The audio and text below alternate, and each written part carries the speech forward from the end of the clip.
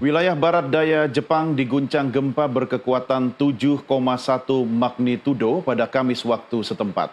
Badan Meteorologi Jepang melaporkan gelombang tsunami setinggi 50 cm terdeteksi di pesisir selatan Kyushu dan Pulau Shikoku setengah jam usai gempa.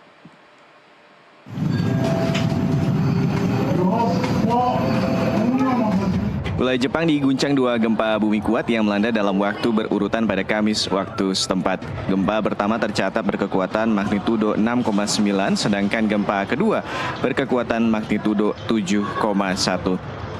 Seperti dilansir AFP dan Reuters, kedua gempa bumi itu dilaporkan mengguncang lepas pantai Pulau Kyushu, Jepang bagian barat daya pada Kamis sore waktu setempat.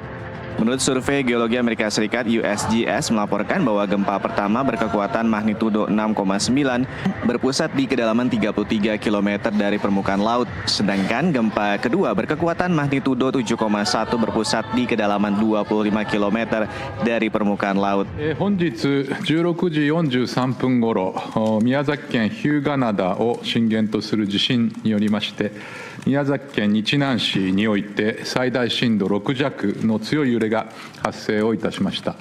この地震に伴い津波注意報が発表され、1メートル程度の津波が予想されています。